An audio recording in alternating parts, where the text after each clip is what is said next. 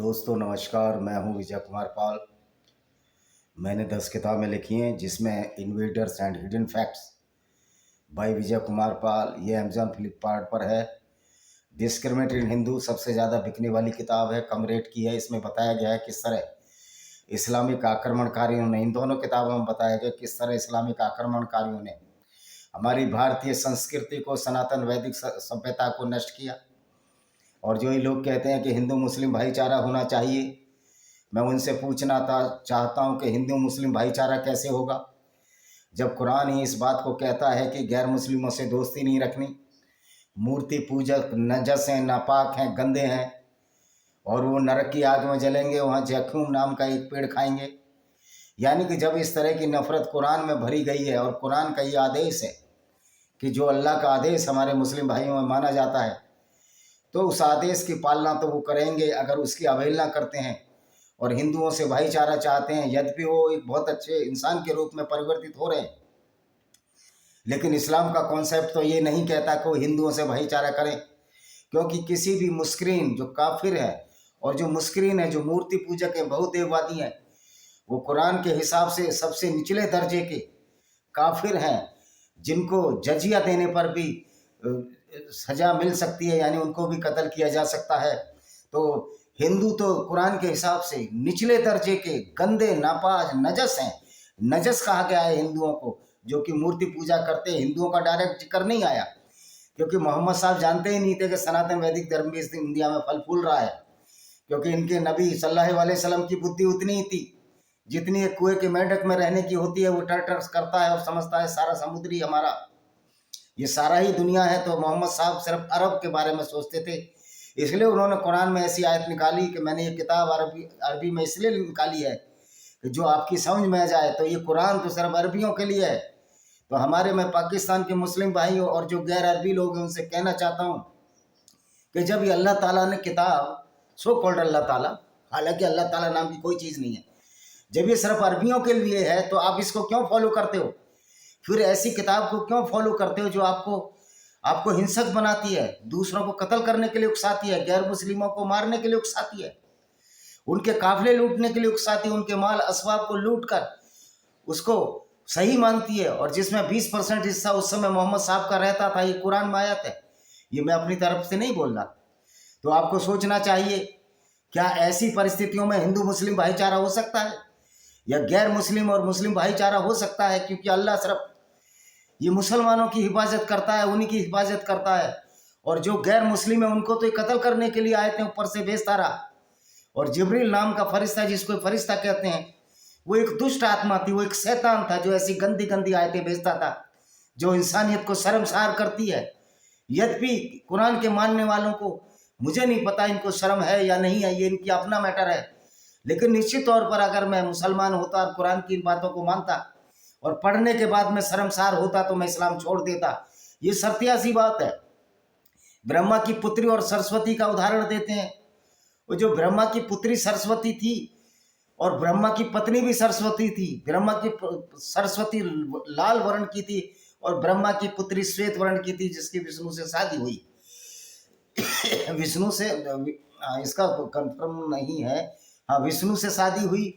यानी कि इन दोनों में अंतर है। कोई भी व्यक्ति जो ब्रह्मा है, जो दुनिया को बनाने वाला, अपनी पुत्री से बलात्कार नहीं कर सकता। यद्यपि पुराणों में इस तरह की बात आई है तो नष्ट कर दो ऐसी किताबों को, कोई जरूरत नहीं उनको पढ़ने की।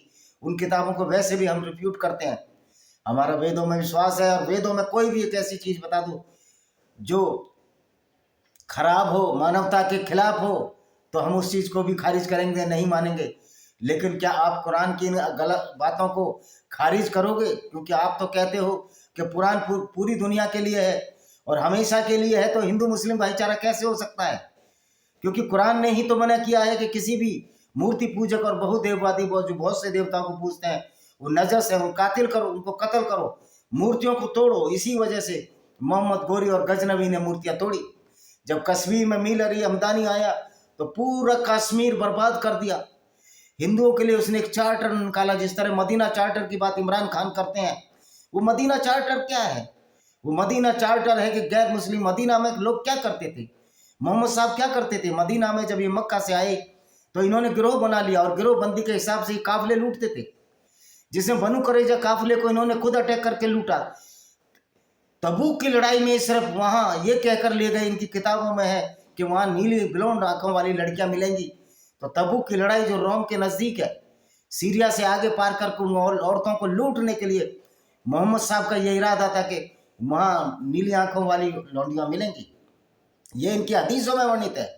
ये इनकी हदीसों में वर्णित है कि मोहम्मद साहब ने जब अलेक्जेंडर के गवर्नर अल मुकुकस, जो कि कॉप्टिक ईसाई था, जो कि ईसाई था, क्योंकि ईसाइयत थी यहाँ, यहूदी और ईसाई बहुमत में थे, तो वहाँ उसको पत्र लिखा कि आप मुसलमान बन जाओ, इस्लाम को प्रवर्तित करो।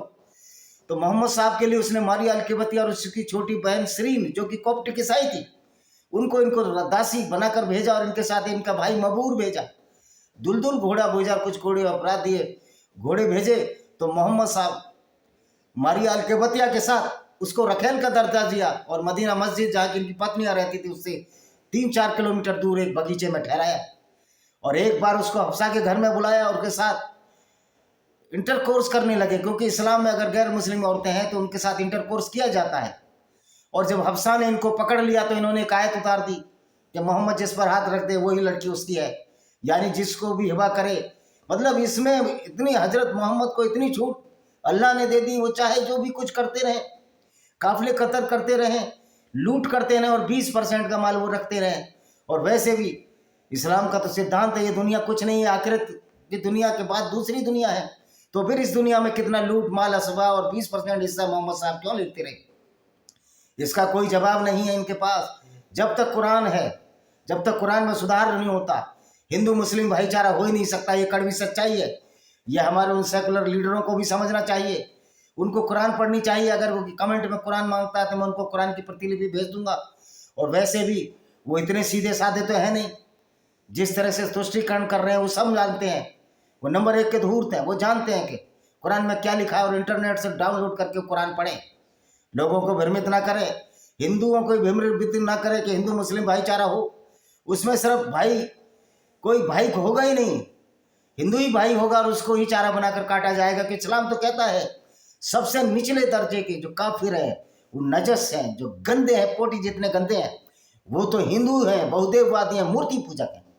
क्योंकि मूर्ति पूजक का जिक्र आया, हिंदू शब्द नहीं आया। मैंने बोला कि मोहम्मद साहब जानते ही नहीं थे, लेकिन मोहम्मद साहब ने भी काबा में मूर्तियों को तोड़ा, 307 मूर्तियों को तोड़ा। वो काबा भी बहुदेववादियों का था, ईसाई और यहूदियों का था, सेकुलर स्टेट थी। लेकिन जब मोहम्मद साहब ने वहाँ अटैक किया 630 में, सारी मूर्तियों को तोड़ दिया। जब इस्लाम आया, सारा मातृता भेदभाव शुरू हो गया, पूरी दुनिया में नफरत की आग में जलने लगी। ये जो अरब से जो काली आंधी उठी थी, उसने पूरी दुनिया को नफरत की आग में, कत्लो गारत और हिंसा की आग में चपेट लिया। उस काली आंधी का मुकाबला भारतीय संस्कृति ने बहुत दिनों तक किया। लेकिन हमारे कुछ भाई जो पाकिस्तान, बांग्लादेश, हिंदुस्तान में हैं, जिन्होंने इस्लाम को ग्रहण कर लिया, वो तलवार के डर से उस काली आंधी के सामने डर गए और उस आइडियोलॉजी में चले गए जो नफरत सिखाती है। क्योंकि आज मौलाना भी जानते हैं, मौलाना भी इस्लाम छोड़ रहे हैं कि ये नफरत सिखाने वाली आइडियोलॉजी को हम क्यों माने। सोचने वाली बात है। आपके आइकॉन वो लोग हैं जो काफिले लूटते थे, आपके पैगंबर वो साहब हैं जो काफिले लूटते थे और 20% हिस्सा रखते थे। अभी तक पाकिस्तान के जो इस्लामिक इन्वेडर्स आए, मोहम्मद गोरी और गजनी के नाम से इन्होंने मिसाइलें बनाई हुई है। ये मजे की बात है, वो लुटेरे अहमद साहब दाली अफगानिस्तान का बाबाई कौम है। तो ये अफगानी लोगों, भाई पठान भाई जो आपका अगर वीडियो देख रहे हो तो आप अपनी हिस्ट्री भी पढ़ लीजिए। मैं आपको भी बता रहा हूँ। और रणजीत सिंह ने अफगानों को मार भगाया था। और आप कहते हैं ना पूरी दुनिया में हम जीते, भाइयों हिस्ट्री ये नहीं अफगानिस्तान की। आपको अंग्रेजों ने बुरी तरह हराया, आपको राजपूतों की सेना ने हराया, आपको वीर बंदा बैरागी ने हराया, आपको हरि सिंह नलवा जी ने हराया, जो हिंदुओं का ही खून था, रक्त था। तो भाइयों, जिस देश का लुटेरा एक बाबाई कौम हो तो अफगानिस्तानियों का तो बेड़ा गर्क होना ही होना है। ये अच्छी बात है। आज अफगानिस्तान में इस्लाम छोड़ने वालों की संख्या बढ़ती जा रही है। हो सकता है पीरजादा खुंद जो उनका लीडर है वो इस्लाम छोड़ दे। पाकिस्तान में भी मैं अपने पाकिस्तानी मुस्लिम भाइयों को सल्यूट करना चाहता हूँ कि वो हिंदुओं से भेदभाव नहीं रखते। अब जो रखते हैं वो तो राक्षसी प्रवृत्ति के लोग हैं, और ये राक्षसी प्रवृत्ति उनको कुरान से पढ़ने से आती है। तो भाइयों, आज कुरान की एक और आयत है। मैं लॉस्ट पैराडाइज कश्मीर मेरी एक किताब है भाई विजय कुमार पाल। उस किताब में बताया गया किस तरह से मीर अली हमदानी आया और पूरे कश्मीर को बर्बाद कर दिया।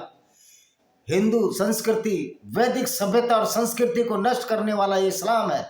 ये इस्लाम की आइडियोलॉजी है। मैं यूट्यूब वालों से भी कहना चाहता हूँ, ओ भाई, थोड़े होश के नाखून बढ़ा लो, थोड़ी सच्चाई को स्वीकार करो। कहीं ऐसा ना हो कि ये सैलाब जो आ रहा है, जो गैर मुस्लिमों का सैलाब है, या जो हिंसा को ख़त्म करने वाला सैलाब है, जो मानवता की तरफ रास्ता जा रहा है, जिसमें हमारे मुस्लिम भाई भी इस्लाम को छोड़ रहे हैं और हिंदुओं से भाईचारा कर रहे हैं, तो भाइयों, कहीं आपको भी पछताना ना पड़े कि हमने इन ऐसे व्यक्तियों को रोकने की कोशिश की, उनके यूट्यूब चैनल की रीच घटाने की कोशिश की, जिससे कि उनके सब्सक्राइबर ना बढ़ सकें और वो मानवता का संदेश ना भेज सकें। तो आप पर भी दोष होगा। आप अपनी आत्मा को कचोट कर देखिए कि हम जो सच्चाई बता रहे हैं ये कुरान में है, ये इस्लाम की सच्चाई है। उसको बताने में अगर आप रोकेंगे तो फ्रीडम ऑफ स्पीच है। कहीं ऐसा ना हो कि इसको यूट्यूब को भी एलन मस्क साहब खरीद लें और हमारी फ्रीडम ऑफ स्पीच जो कुरान की सच्चाई है वो बता रहे। मैं तो कहता हूँ एलन मस्क इसको खरीद लीजिए, और या तो मैं यूनाइटेड नेशन ऑर्गेनाइजेशन से ये दरख्वास्त करना चाहूँगा, ये अर्जी करना चाहूँगा, मैं कोर्ट में केस भी लगाऊंगा, इंटरनेशनल कोर्ट ऑफ जस्टिस में। ऑनलाइन मैंने एप्लीकेशन तैयार की है कि ये हमारी फ्रीडम ऑफ स्पीच को ख़त्म कर रहा है, तो यूट्यूब को सारे देशों में बैन कर दिया जाए। अगर हम कुरान और इस्लाम की विवश और हिंसात्मक बातों को बताने में आगे आते हैं तो इनको क्या चिढ़ होती है, इनको क्या खुजली बाबासीर है। तो आज अल-मुज्जम की आयत 73 शुरू करते हैं। सूरह अल-मुज्जम। एक कपड़े में लिपटाने वाले, रात को उठकर नमाज में खड़े रहा करो, सिवाय थोड़ा हिस्सा। खड़े रहा करो रात में नमाज में, क्यों? और नमाज पढ़ने के बाद आप वही करोगे जो कुरान में लिखा है। गैर मुस्लिमों की औरतों को लूटो, उनको यौन दासी बनाओ, उनको रखेल बनाओ, यही काम करोगे नमाज पढ़ के। ऐसी नमाज का फ़ायदा क्या है? ऐसे दीन का फ़ायदा क्या है जो नफरत फैलाने के लिए बनाओ? आधी रात या उससे कुछ थोड़ा कम कर लो या कुछ अधिक बढ़ा लो और कुरान को भली भांति ठहर कर पढ़ो। भाई, कुरान को भली भांति ठहर कर पढ़ो और कुरान से ये सीखो कि किस तरह गैर मुस्लिमों को कत्ल किया जाता है। 9 के चैप्टर 9 की 5 आयत में 5, 33, 174 बार, 143 बार कत्ल, 171 बार कत्ल का शब्द, 134 बार काफिरों को परेशान करने का शब्द, उनको मारने का शब्द आया है। तो तुम यही सीखो। और फिर कहते हैं कुरान एक शरीफ किताब है। ये शराफत है। गैर मुस्लिमों को लूटना शराफत है। गैर मुस्लिमों की औरतों को लूटकर उनके साथ बलात्कार करना, उनको यौन दासी बनाना और बाजारों में बेचना शराफत है। जो मोहम्मद साहब ने भी बनु कुरैजा यहूदी औरतों को नजद के बाजारों में बेच दिया, ये शराफत है। इसको शराफत कहते हैं। तो क्या शराफत की परिभाषा कुरान के हिसाब से बदल जाती है? वस्तुतः जो कुरान में, जो हम जिनको अपराध मानते हैं, कुरान उनको अपराध नहीं मानता, बशर्ते कि जिनके साथ अपराध हुआ, जिनको सताया गया हो, गैर मुस्लिम हो। तो ये किताब इस्लाम एक गिरोहबंदी है जो कि हिंसा पैदा, उनके खिलाफ हिंसा पैदाने के लिए पैदा हुई। जो मोहम्मद साहब का जो माइंड थॉट था, जो उनकी मानसिकता थी कि हमको, क्योंकि मोहम्मद साहब मक्का से मदीना आए, इनकी उल जलूल बातों को नहीं मान रहे थे कि हमको उन लोगों को जो मूर्ति पूजते हैं उनको ख़त्म करना है। अगर मोहम्मद वो मक्का में मूर्ति पूजक ना होकर नास्तिक होते या कुछ होते तो मोहम्मद साहब कहते कि हमें मूर्तियाँ पूजनी है। तो मोहम्मद साहब का जो इस्लाम था वो उनकी व्यक्तिगत ईर्ष्या, देश की भावना से उपजा था, और कोई ये पैगंबर वैगंबर के काम नहीं है। उनकी व्यक्तिगत ईर्ष्या थी और उन लोगों से, मक्का वालों से, तो जो मक्का वाले काम करते थे उससे उल्टा ही काम किया करते थे। ये उनकी व्यक्तिगत कुंठा थी, मानसिकता थी, कुंठित मानसिकता थी। ये कोई दीन वीन की आइडियोलॉजी नहीं है कि पूरी दुनिया में गैर मुस्लिमों को आप हमेशा के लिए नफरत करते रहो। क्या ये दीन होता है जिसमें इमरान खान कह रहा है कि सल्लल्लाहु अलैहि वसल्लम ने पूरी दुनिया के कबीलों को इकट्ठा किया? उसने कबीलों को इकट्ठा किया, उसने अपने स्वार्थ के लिए लोगों को मुसलमान बनाया और गैर मुस्लिमों को पूरी जिंदगी लूटा, उनके काफिले लूटे। और ये तो आपकी हदीसों में कि मोहम्मद साहब काफिले लूटा करते थे और 20% हिस्सा उसमें से खुद लिया करते थे। अच्छा जी, निश्चय ही हम तुम पर एक भारी बात डालने लगे हैं। भारी बात क्या है कि मोहम्मद साहब को ही रहता था, लड़ो, लूटो, औरतें लूटो, औरतों के साथ बलात्कार करो, उनको रखेल बनाओ, यौन दासी, काम वासना की पूर्ति करो, धन लिप्सा की पूर्ति करो और लोगों को बेवकूफ़ बनाते रहे। इस्लाम में आज हमारे मुस्लिम भाई बेवकूफ़ बन रहे हैं कि ये दुनिया तो कुछ ही नहीं है, दुनिया तो आखिरत के बाद की है। ओ भाई, कोई आखिरत के बाद की दुनिया नहीं है। ये सारा जो ढोंग रचाई, जो पाखंड रचाई मोहम्मद साहब और उसके साथियों का, उसके बाद अब्बासिद खलीफाओं का रचाया हुआ है, जिनको मजा आ रहा था दूसरों को लूटने, यहूदी ईसाइयों को लूटने, बाद में हिंदुओं को लूटने में मजा आ रहा था। क्योंकि इस्लाम में तो पहले ही कह दिया गया था कि जो लूट का हिस्सा है उसमें 20% तो पैगंबर साहब का होगा, 20% गरीब मुस्लिमों का होगा। हिंदुओं को और ईसाइयों को तो अंगदान भी नहीं देना, अंगदान देने की तो मनाही है, क्योंकि इनका ये अकीदा है, इनका विश्वास है कि मुर्दे जी उठेंगे। ओ भाई, जो मुर्दे जल गए, फूक गए, जो पानी में डूब गए, जिनकी कब्र ही नहीं है, वो कैसे जी उठेंगे? या जिनको मगरमच्छ खा गया, जिनको घड़ियाल खा गए, वो मुसलमान कैसे जिएंगे? वो तो हड्डियां गल गई सबकी, वो तो कुछ बचा ही नहीं, और सब जिएंगे। तो तुम जो बकरे खाते हो, ये कैसे जिएंगे? वो तो पेट में हड्डियां वड्डियां सब मांस गल गया, वो कैसे जिएंगे? और जिन जानवरों ने तुमको खाया, वो कैसे जिएंगे? यानी ये झूठ और फरेब का जो जाल माना गया, और इसको आज बहुत इतने सारे लोग मानते हैं। ये बड़ा ही आश्चर्य का विषय है कि लोग किस तरह ब्रेन वॉश हो रहे हैं, आज भी दिमाग का काम ही नहीं ले रहे। क्योंकि कुरान में तो कहा है कि दीन में अकल का दखल नहीं है, यानी कि मूर्ख तक बातें माने जाओ। ये माने जाओ कि धरती जो सूर्य के चारों तरफ नहीं घूम रही, सूर्य धरती के चारों तरफ घूम रहा है। इस तरह की मूर्ख बातों को मानने वाला व्यक्ति कितना डेवलप कर सकता है, कितना सोच विचार में आगे आ सकता है, कितना वैज्ञानिक बन सकता है, कितना बहुत बड़ा वो डॉक्टर बन सकता है, इंजीनियर बन सकता है। अगर कोई डॉक्टर इंजीनियर बनने के बाद भी इन तरह की बातों को मानता है, तो क्या आप उस पर विश्वास कर सकते हो कि वो अच्छा डॉक्टर होगा? वो ऑपरेशन कर रहा होगा, नमाज पढ़ने चला जाएगा, उस अल्लाह की नमाज पढ़ने जो पूरी दुनिया में फसाद और दंगा और हिंसा फैलाता रहा। कुरान की आयतों में लिखा है, मैं नहीं बोल रहा भाई। निसंदेह रात का उठना अत्यंत अनुकूल रखता है, और बात भी उसमें तो रात जल्दी उठना इसलिए फायदा था मोहम्मद को, फजर की नमाज पढ़ो और ये काफिले लूटने निकल जाते थे। जो बनु करेजा का जो काफिला था, इन्होंने ऐसे ही लूटा, फजर की नमाज पढ़ी और लूटने चले गए। वो बेचारे खेतों और खेतों में लगे हुए थे, बच्चे अपने छोटे छोटे खेल रहे थे, इन्होंने लूटा, 700 से 900 लोगों को नंगा करके कत्ल कर दिया। जिसके प्यूबर्टी हेयर थे या गुप्तांग पर बाल आ गए, उनको मार दिया, औरतों को गुलाम बना लिया। फिर बाद में उन्हीं औरतों को बाजारों में भेज दिया। एक औरत सफिया थी बेचारी, सफिया का जिक्र है और जवाहरिया का जिक्र है। इन सब औरतों के साथ तो बहुत बुरा हुआ। इनके पिता और पति को मारकर मोहम्मद साहब ने सफिया के साथ उसी दिन टेंट में ही हनीमून मनाया, खैबर के दर्रे में 3 दिन तक वहां पड़े रहे। तो भाई इस तरह का पैगंबर जिनका आदर्श हो सकता है, लेकिन ऐसे लोग जो पैगंबर सल्लल्लाहु अलैहि वसल्लम का आदर्श मानते हैं, आपको समझना चाहिए या तो कितने ब्रेन वॉश हो चुके हैं, या कितने कट्टर और हिंसात्मक रूप रखते होंगे। क्योंकि मोहम्मद साहब ने तो हमेशा काफिरों के खिलाफ आग ही उगली। ये अलग बात है, उन्होंने एक काल्पनिक अल्लाह बनाया, और जिब्रील फरिश्ता जो गैब्रिएल फरिश्ता था, यहूदियों की धर्म पुस्तक से लिया, और जिब्रील से सारी ऐसी आयतें उतारते रहे जो नफरत भरी आयतें थी। तो फिर ये क्या दीन है? अपने रब का निश्चय तुम्हारे दिन में भी बड़ी गुंजाइश है, दिन में भी बड़ी गुंजाइश है तस्बीह करने की। माला लेकर फिराते रहो और काफिले लूटते रहो, मुंह में राम बगल में छुरी। तो सही मायने में जो इस्लाम को मानने वाला है, जैसे तालिबान वगैरह है, मोहम्मद गोरी गजनी, ये अल्लाह का नाम लेकर लूटा करते थे। ये कहावत होनी चाहिए, मुंह में अल्लाह, मुंह में अल्लाह, मन में नफरत, हिंसा, कत्ल, काम लिप्सा, धन लिप्सा, लूट का फिर पंच, इसी का नाम है। अल्लाह अल्लाह जपना और पराया माल अपना, माले गनीमत के नाम से लूटो, और वो हिस्सा मुसलमानों का, क्योंकि वो काफिरों से युद्ध में जीता गया है। अपने अपने रब का जिक्र किया करो, और सबसे कटकर उसी के साथ रहो। सबसे कट जाओ, अच्छी बातों से कट जाओ, क्योंकि इस्लाम का जो रब अल्लाह है वो तो नफरत फैला रहा है, उसी से रहो, सबसे कट कर रहो। क्योंकि अगर थोड़ा बहुत भी हमारे मुस्लिम भाइयों दिमाग आ गया कि जो अल्लाह की बातें झूठी हैं, अल्लाह वैसे दुनिया को बनाने का दावा करता अल्लाह, लेकिन अल्लाह को यही नहीं पता पृथ्वी चादर की तरह नहीं गोल है।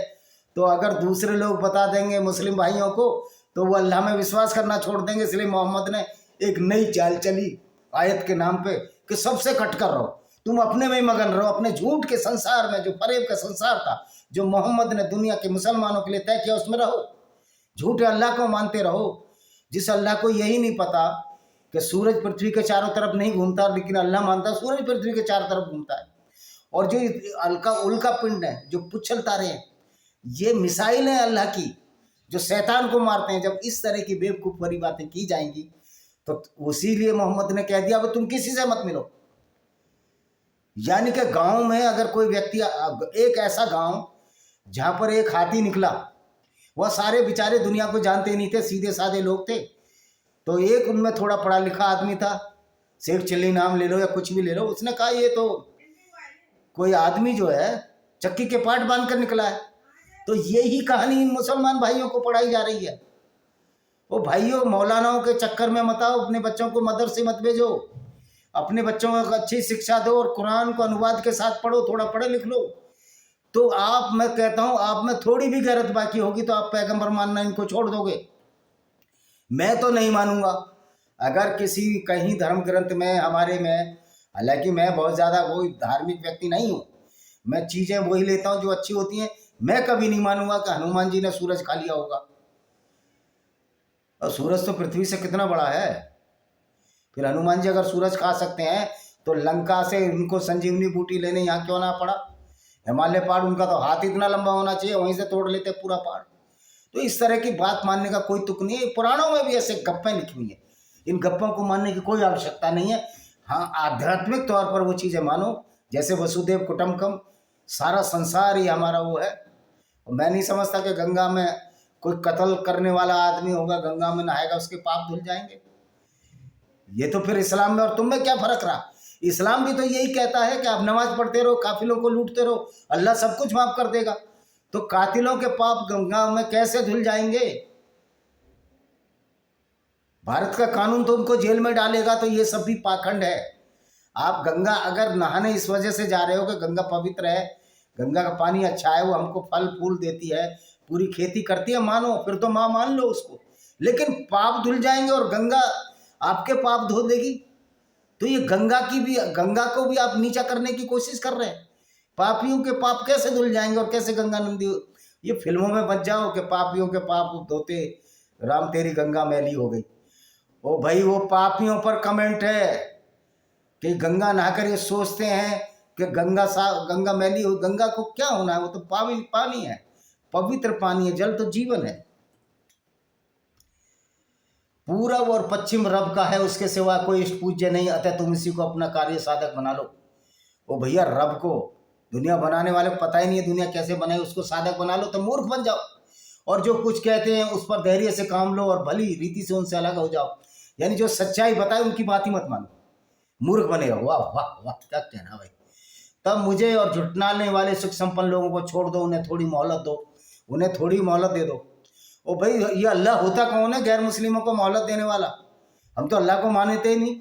ऐसे फरेबी झूठे अल्लाह को, जिसको दुनिया बनाने वाला अपने को कहता है, दुनिया कैसे बनी, पृथ्वी की गोलाई का ही नहीं पता, वो तो नकली अल्लाह है। तो हम क्यों माने उसको।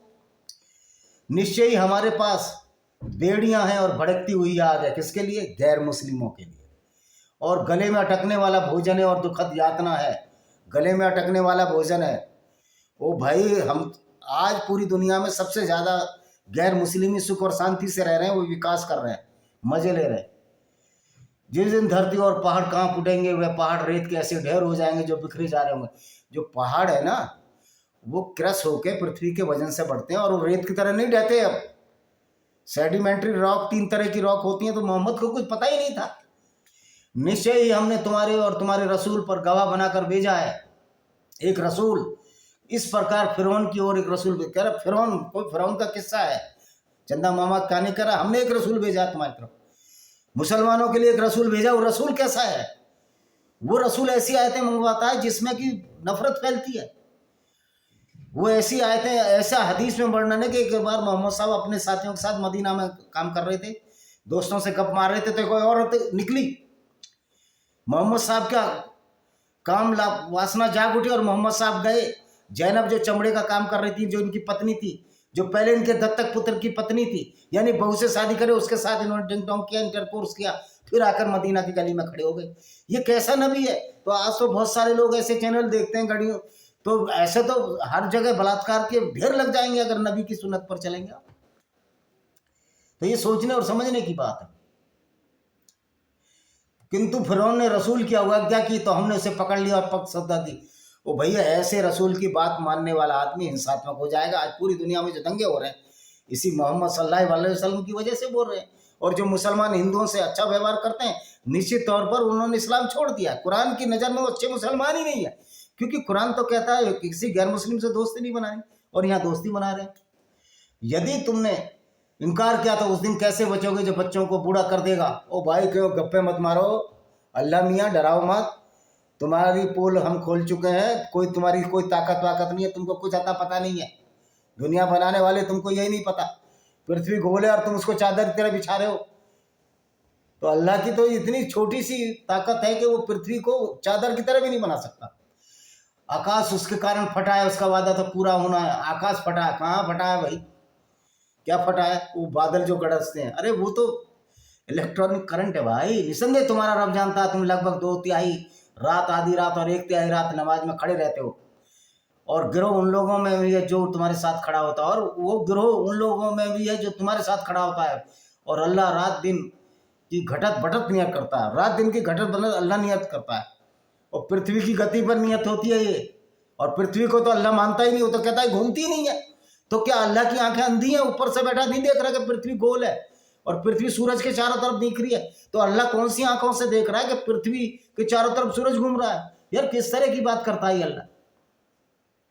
अतः उसने तुम पर दया की दृष्टि की। अब जितना कुरान आसानी से हो सके पढ़ लिया करो, और उसे मालूम होना चाहिए तुम में से कुछ बीमार भी होंगे, कुछ दूसरे लोग अल्लाह के उदार अनुग्रह को ढूंढते हुए धरती पर यात्रा करेंगे। अल्लाह का उदार अनुग्रह, अल्लाह का उदार अनुग्रह जब है जब आप मुसलमान बन जाओ, क्योंकि तभी आपको लूटने की छूट मिलेगी गैर मुस्लिमों को, उनके मंदिरों को, उनके गिरजों को, उनके चर्च को। तो ये अल्लाह के पीछे इसलिए ही भागते हो। उसे मालूम है तुम से, और धरती और कुछ दूसरे लोग अल्लाह के मार्ग में युद्ध करेंगे। ओ भैया, अल्लाह के मार्ग में हमें युद्ध करने की जरूरत नहीं है। हमारे मुसलमान भाई समझ रहे हैं कि ये अल्लाह झूठा है, और ये झूठा अल्लाह हमको कुछ नहीं करवा सकता। ऊद की लड़ाई में जब मोहम्मद के दांत तोड़ दिए तो अल्लाह उनके दांत तक नहीं बचा पाया। जो अपने पैगंबर के दांत ना बचा पाए वो अल्लाह किसको बचाएगा? अतः उसमें से जितना आसानी से वो पढ़ लिया करो कुरान, नमाज कायम करो, जक़ात देते रहो, अल्लाह को ऋण दो, अच्छा ऋण। अब अल्लाह जो भिखारी हो गया है, अल्लाह को लोन भी चाहिए भाई। कमाल है यार, अल्लाह भीख मांग रहा है। दुनिया को देने वाला अल्लाह भिखारी हो, भीख मांग रहा है। और भीख किनसे मांग रहा है? जिनको कह रहा है तुम दूसरों के मंदिर मंदिर और पूजा स्थल लूटो, उनकी औरतों को लूटो, और भीख में मेरे को दे दो 20% हिस्सा। तुम जो भलाई के लिए अपने आगे भेजोगे उसे अल्लाह के अत्यंत प्रतिदान की दृष्टि से बहुत बढ़कर पाओगे। अल्लाह से माफ़ी मांगते रहो, बेशक अल्लाह अत्यंत क्षमाशील दयावान है। वो क्षमाशील दयावान नहीं है भैया, वो कह रहा है तुम नमाज पढ़ो, लूटो और मुझे 20% हिस्सा दो। और भलाई तो कर ही नहीं सकता अल्लाह, जो पूरी दुनिया को 2 हिस्सों में बांट दे, वो भलाई कैसे करे? तो मेरी एक किताब और है, उसे पढ़िए, lament of Sinjar, tears of Yazidi women.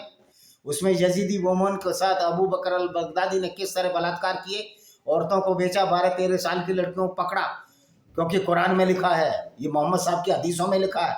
इस तरह के घृणित कार्य कुरान में सर्टिफाइड है, वैध है, हलाल है। अब आप समझ सकते हो ये विचारधारा किस ओर जा रही है। और मेरा यूट्यूब वालों से भी निवेदन है कि आप हदीसें थोड़ी पढ़ लिया करो, कानूनी पेचीदगियों से बचो। पता लगा कि यूट्यूब के खिलाफ बहुत बड़ा आंदोलन हमारे सनातनी भाई या गैर मुस्लिम भाई हिंदुस्तान में शुरू कर दें, और यूट्यूब को यहाँ से जाना पड़े। इसी के साथ हम इस वीडियो को विराम देता हूँ। वंदे मातरम, जय हिंद, आपका दिन शुभ हो।